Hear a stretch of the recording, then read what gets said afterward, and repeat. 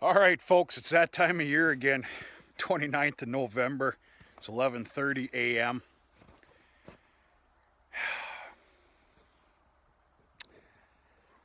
Okay, a couple decisions been made this morning with our already very early winter and what we have in store to come. I'm already seeing we've got a foot of snow coming tomorrow evening through Sunday. I do possibly believe that winter is truly here to stay. So, what you're looking at here is sorghum, and I'm going to give you my thoughts and feelings on it. Right now, I got to say it's all positive, completely positive. We'll find out a little bit more when the cows get a bale this evening. So, I'm on the property of what we call across the highway. Last year we had a winter that wasn't fit for the devil. It was record breaking. Well, I'm here to tell you, you can't see it, but the road is a long ways away. At one point last winter, I had a lot of baleage out here. I couldn't get to it. I couldn't make it a half a football field off the highway. Well, that's not the highway, but the road off the highway. I don't know much, but I'm here to tell you I think we got a very bad winter in store. It's already started early. I think it's here to stay, and we've already got a very nasty outlook for the next few weeks. So, I'm out here just a little bit prematurely. This is what I call my big stockpile. There has got to be, what is that, 100, 180, 280. There's probably about 350 bales out here of baleage. This line right here,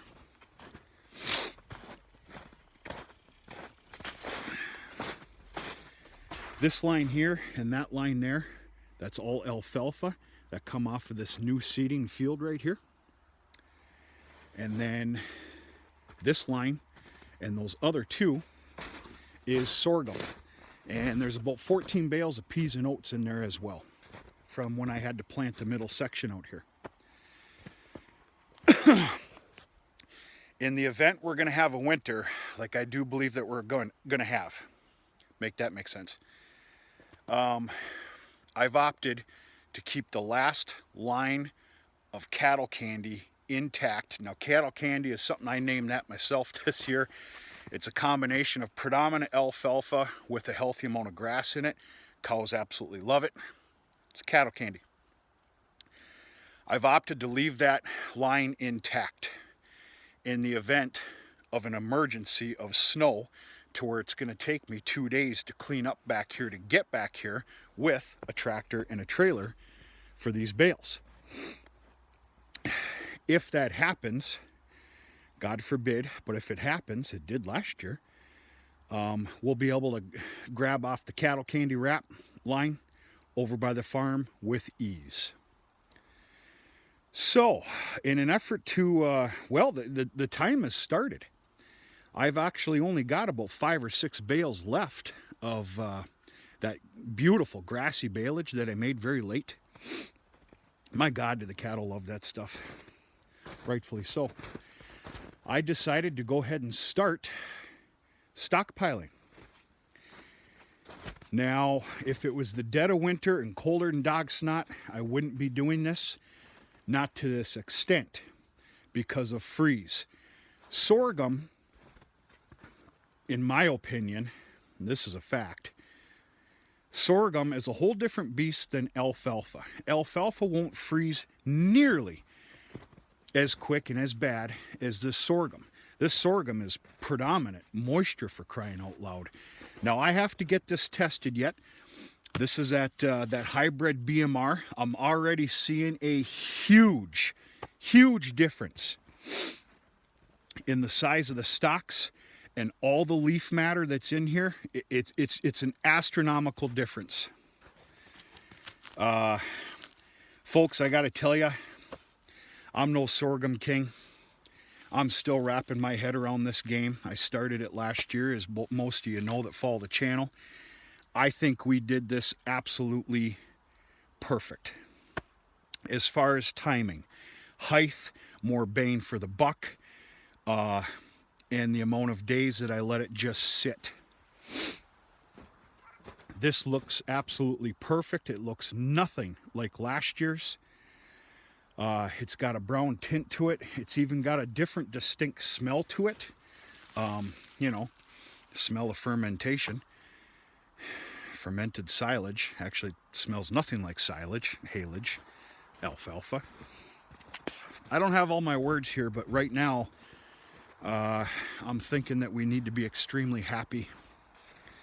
We'll find out this evening when the cows get a bale how they're going to handle it.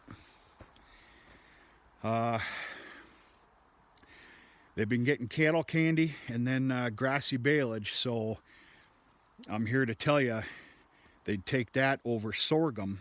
It'll take them a little bit to get used to it, but I have a feeling we're in for a treat tonight when we feed out a bale. I'm seeing good things. Excuse me. Now, obviously, this is my first. I just opened up this line.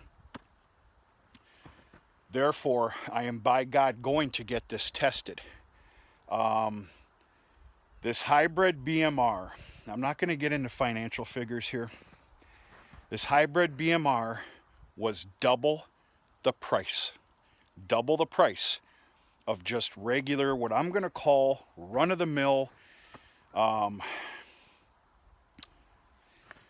sorghum. Well, you kind of have to concern yourself about that. Let's just say you need 10 bags. You know what? I'm not going to go through the financials. Double the price, that's a concerning factor. So we're going to see how it tests. I do have the tests back from just the regular, what I'm going to call run-of-the-mill sorghum. And we're going to see what this does. I don't know. I got a really good feeling about it. And it's not just me trying to be positive. I'm telling you the truth here. This is a whole different character from what I remember of last year. I mean, last year I was pulling out stalks that it was like tree limbs, for God's sakes. Now that's a stalk right there. The leaf matter is just insane compared to what I recall last year.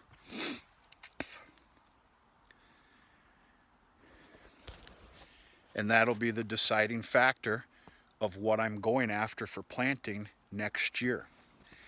And the way things happen with sorghum this year, I'm putting in my order within the next couple of months.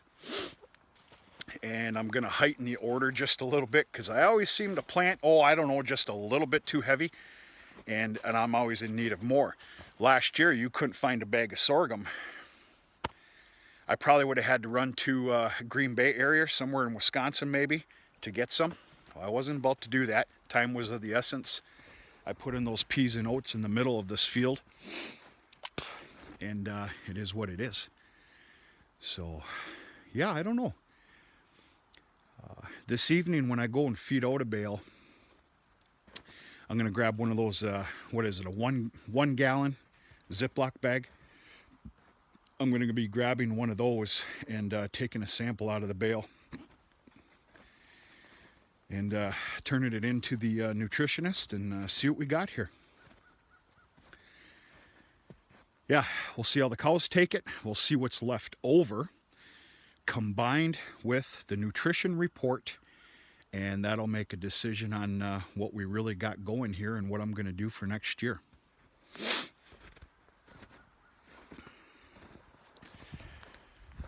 Now, right now, I'm looking at some more property. I don't have it locked in. So if I had to recite my crop rotation program for 2020, this 19 sorghum field, this is going to go back into corn. So it's corn, sorghum, corn.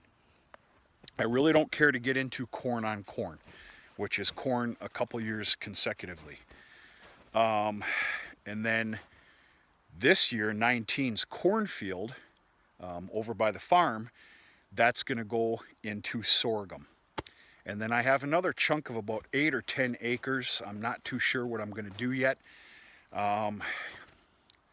We'll see. I got a lot of decisions to make for 2020. 2020, I think, is going to be a very tricky year.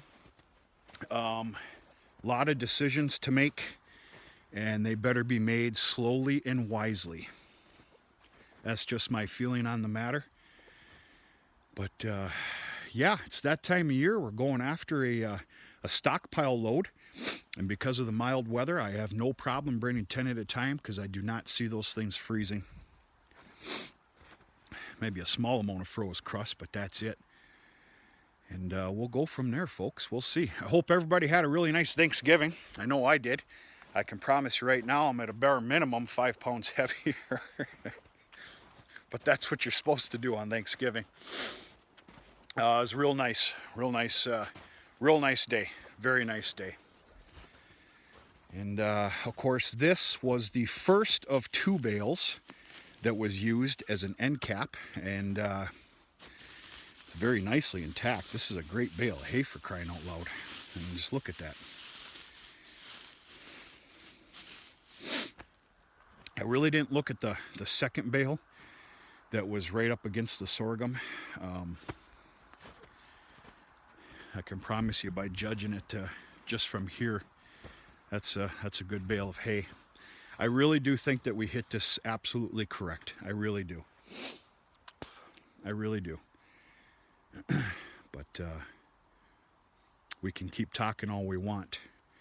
I want a nutrition report, and we're going to see how the cattle handle it. I'm not going to judge them on the first bale or even the second or third.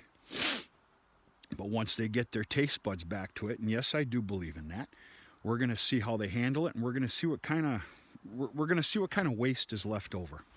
There will be waste. It's just about how much. Last year's sorghum, there was quite a bit. I'll admit it. There was a lot of waste. And it was all those real thick stems. Now, I don't have all the answers. But I put in 2 different varieties this year. I put in just the regular Joe sorghum, and then of course this hybrid BMR. What I found with this hybrid BMR, the stalks were 2 times smaller than your regular sorghum. And then the leaf was damn near a corn leaf. And that's what you get for that extra money. Yeah. I don't have all the words. Everybody knows what I'm trying to say here. So, yeah. We'll see what happens.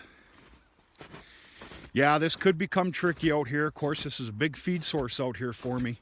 Hundreds and hundreds of bales out here. And a lot rides on what kind of a winter we're going to have and if I'm going to get snowed in.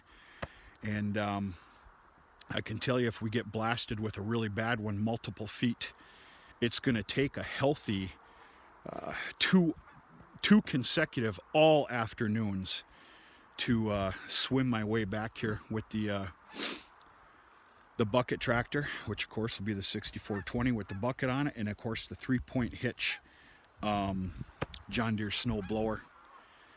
But we'll see what happens. We'll see.